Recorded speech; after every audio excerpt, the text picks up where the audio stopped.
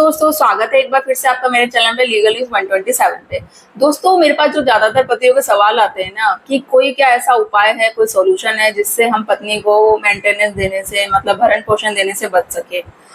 तो काफी सारे सवाल आते हैं पतियों की तरफ से, तो हर एक का क्वेश्चन का सवाल जवाब देना तो पॉसिबल नहीं हो पाता। तो मैंने सोचा मैं एक वीडियो बनाती हूँ, उसमें ही आप सबको जवाब दूंगी। उसी में मतलब मैं आपको ऐसी टेक्निक बनाऊंगी, तरीका बताऊंगी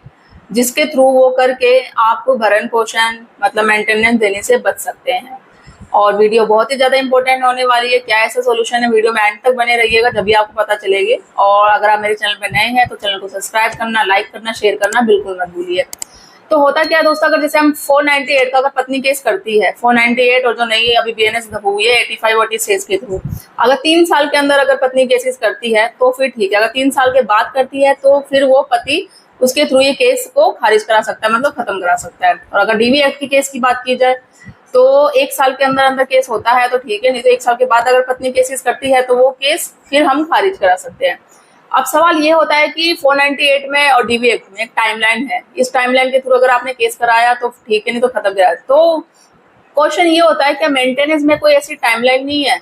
जिसके थ्रू अगर मेंटेनेंस इस कंडीशन में हुआ तो ठीक है, नहीं तो फिर नहीं देगा। तो ये वीडियो में मैं यही चीज का आपको सॉल्यूशन बताऊंगी, क्या आपको करना होगा, ऐसा क्या तरीका है जिसके थ्रू आप मेंटेनेंस देने से बच सकते हैं।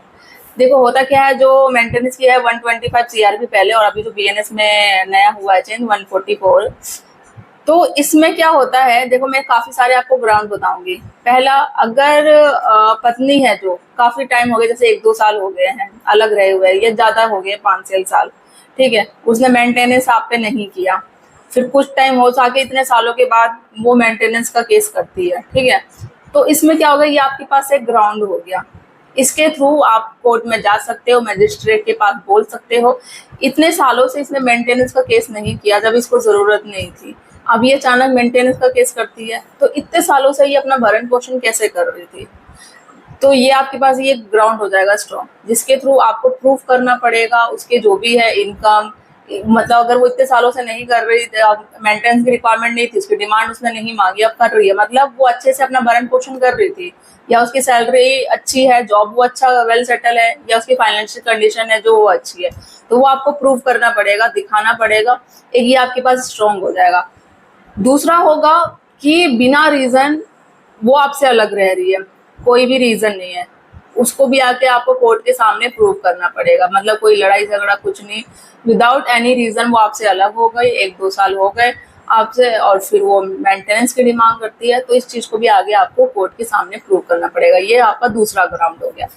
तीसरा, आप ये कह सकते हैं कि वो मतलब आपसे सहमति, म्यूचुअल सहमति से, आप दोनों की सहमति से अलग हुई। उसने ये कहा अलग होते समय मुझे आपके पैसे की जरूरत नहीं है, मुझे कुछ नहीं लेना, मुझे कोई मेंटेनेंस नहीं चाहिए, अलग रहने चली गई, अलग रह रही है, काफी टाइम हो गया। उसके बाद फिर वो करती है डिमांड की मुझे तो मेंटेनेंस चाहिए, और जब वो उसने ऐसा कहा ना कि मुझे कोई मेंटेनेंस की जरूरत नहीं है, उसी समय आपके पास, अगर आपके पास कोई प्रूफ होगा या आपने रिकॉर्डिंग कर रखी हो, कुछ भी हो, कोई भी प्रूफ होगा, ठीक है, तो वो आप संभाल के रखो, और वो अगर आपके पास अभी भी होगा तो ठीक है, वो आप कोर्ट के सामने प्रूव करो। ये आपके पास थर्ड ग्राउंड हो जाएगा। फोर्थ क्या होगा कि अगर पत्नी ने दूसरी शादी कर ली, ठीक है, दूसरी शादी कर ली, दूसरी शादी के बाद तो उसको फिर वो मेंटेनेंस की डिमांड करती है, तो वैसे ही मेंटेनेंस नहीं दे, कोर्ट भी नहीं अलाउ करेगा। दूसरी शादी कर ली तो फिर क्या मेंटेनेंस की जरूरत है, आपने दूसरी शादी कर ली, आपका सेकंड हस्बैंड है, वो आपका भरण पोषण करेगा, फिर आप किस बेस पे आप मेंटेनेंस की डिमांड कर रहे हो, ठीक है, तो ये ऑटोमेटिक हो जाएगा।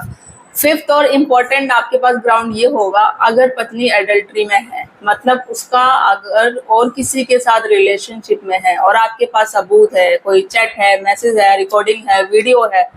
ठीक है, तो वो आप आगे प्रूव करो कि ये इसका रिलेशन और किसी में है, एडल्ट्री के ग्राउंड में ये आती है, ठीक है। तो ये सारे जो ग्राउंड है आपको मजबूत करते हैं, आप आगे कोर्ट के सामने जा सकते हो, प्रूव करो, आप एविडेंस दो,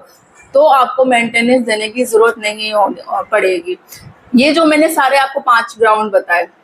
अगर वो पति जो चाहते हैं कि भाई हमें मेंटेनेंस आगे पत्नियों को नहीं देना है, या जिनकी पत्नियों ने अभी मेंटेनेंस कर दिया है, या करने की सोच रही है, तो आपके पास मेरा वीडियो बनाने का मेन मकसद ये है कि वो काफ़ी सारे जो पुरुष होते हैं, जो पति होते हैं, उनको पता नहीं होता है नॉलेज कि किस तरीके से हमें, कि होता क्या है ना कि पत्नियों को कुछ पता ही नहीं होता है भाई। कभी काफ़ी पत्नी क्या करती है, हमें कोई मेंटेनेंस से मतलब नहीं है, अचानक उनको पता चल जाए मेंटेनेंस देना है। तो जैसे भी मैंने पिछली वीडियो बनाई थी, ऐसा मेंटेनेंस नहीं मिलता है, कुछ सोच समझ के कोर्ट के भी कुछ है। तो ये जो मैंने 5 ग्राउंड बनाया ना, सुप्रीम कोर्ट और हाई कोर्ट के पास जजमेंट है, उस जजमेंट के थ्रू ये आप अगर आप अप्लाई करोगे तो आपकी मेंटेनेंस आप देने से पत्नी को बच सकते हो। आपके पास करना क्या है, जो ये मैंने सारे पांचों, अगर शादी को हो गए हैं 3 साल 4 साल या 1-2 साल के बाद भी, ठीक है, तो अगर मेंटेनेंस के लिए अप्लाई करती है तो वो आप क्वेश्चन उठा सकते हो, सारे प्रूव करने पड़ेंगे, इनकम की क्या कंडीशन थी जो आप कर रहे थे और अचानक से आपने डिमांड कर दी, वो उसको प्रूव करना पड़ेगा, ठीक है। पत्नी पे भी क्वेश्चन मार्क आ जाएगा, अचानक से इतने सालों के बाद वो मेंटेनेंस डिमांड क्यों करती है, कब से वो अपना भरण पोषण कैसे कर रही थी, ठीक है। सेकेंड, जैसे मैंने बताया, वो बिना किसी रीजन की हो गई। थर्ड, आपका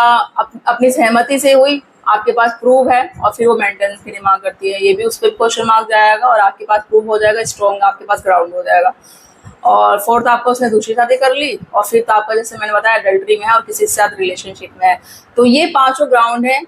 आपके, क्योंकि देखो इसमें मेंटेनेंस में क्या होता है, कोई टाइमलाइन नहीं है, जैसे कि 498 में या डीवी एक्ट में कि भाई ये एक कंडीशन है, ये टाइमलाइन फिक्स है, इस टाइमलाइन अगर आपने किया तो ठीक है, नहीं तो केस खत्म हो जाएगा। मेंटेनेंस में कुछ ऐसा टाइमलाइन नहीं है, बट हाँ ये ग्राउंड है, इस ग्राउंड के अकॉर्डिंग अगर आप अप्लाई करते हो, कोर्ट से करते हो अपील और आपके पास सबूत है, तो आपका 100% श्योर है कि आपको मेंटेनेंस देने की पत्नी की जरूरत नहीं पड़ेगी। बस आपको करना क्या है, आप ये सारी चीजें चेक कर लो, आप अगर आप देख लो ये आपकी सारी चीजें हो रही है,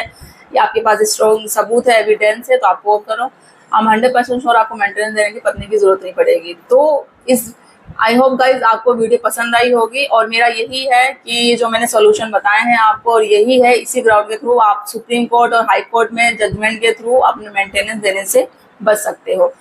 तो मेरी वीडियो आपको कैसी लगी कमेंट में बताइएगा, और कुछ सवाल हो आपके वो भी मुझसे पूछ सकते हैं, मैं कोशिश करूंगी आपके हर एक सवालों का जवाब देने के लिए। और आप मेरे चैनल को सब्सक्राइब करना, लाइक करना, शेयर करना बिल्कुल मत भूलिए, ताकि और भी लोगों को ये वीडियो पहुंच सके और उन्हें भी हेल्प मिल सके। जल्दी मिलती हूँ मैं ऐसे ही इंटरेस्टिंग वीडियो के साथ, तब तक के लिए थैंक यू।